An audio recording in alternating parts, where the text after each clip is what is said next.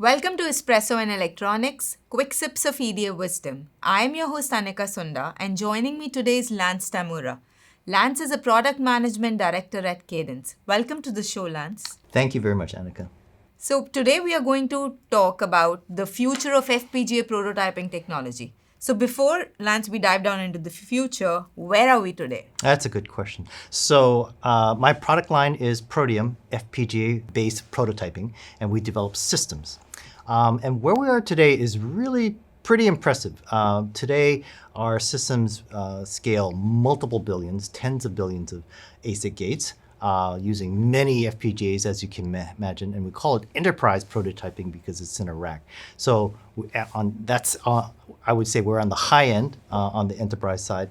On the very low end, we have single FPGA vendors. We have a very healthy ecosystem, actually, of a lot of different solutions out there, from full systems that have everything down to basically no frills boards. So we're well covered in that. But where we're challenged today is we're not meeting everybody's needs. Of course. There's still some challenges that we can improve upon, improve our product in terms of scalability. Design sizes are growing, obviously. Every customer I talk to pretty much says their next generation design is going to double. So we have to keep up with that. They always want higher performance, and they want faster compile times. And all of these things, sort of define how good an FPGA prototyping is going to be for a team. Sure. And how do you see a transition? I mean, the next 2-3 years, obviously complexity is increasing, right? It's going to be exploding. Yeah. What trend are you seeing, or what is your vision with respect to prototyping? Okay. Well, in the next 3 to 5 years, and this is about the time that we retool or move on to our next generation platforms around that time frame, we're going to have to meet the needs of our customers, obviously. And it touched upon these: scalability, performance, and automation, all of these areas. So I think we're going to have to, even in the short term, with our current platforms, continue to improve our compile capability. Compile is how quickly can we get through it and how fast it's going to run. So, and I'm speaking from our own experience, there's always a long tail with FPGA prototyping because as an implementation, FPGAs take place and route, and that's already right there, sort of a bottleneck or, a major task that we have to get through. So that's one thing we have to definitely get better at. Improving on the fringes, looking for where the critical paths are, and improving where we can from our own technology. And this is where the secret sauce that everybody has. Protium has some special system level IP. We can always improve those. We can improve our architecture, things like that. So we'll make incremental improvements on what we have today, and then look forward to the next generation, where I'm expecting a large number of new technologies to make their presence. So, as a EDA vendor, what is it going to take to meet those needs? I mean, for the next 3-5 years? Yeah.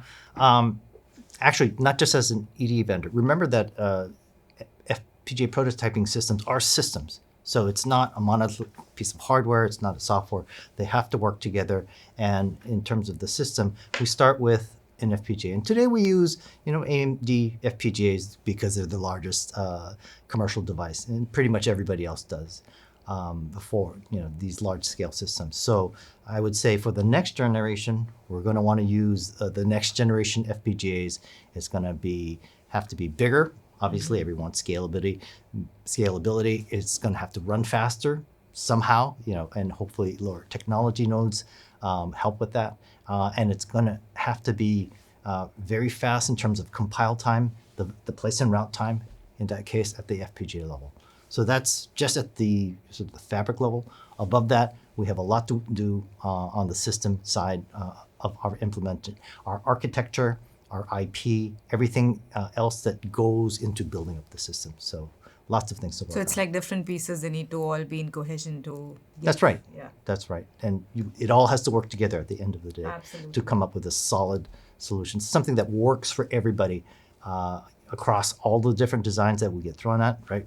it's not just AI designs, it's wireless, it's storage, it's networking, it's everything. We need to provide a tool that works across all of these applications. And what products from Cadence are we talking here about? I mean, what's the best-in-class product, right? So It's today I manage the Protium product line as well as a few other products, but Protium is our flagship system where we sell racks and racks of systems to not just the largest designs, but some of even small designs, and really it's because of how solid the system is put together. It just works.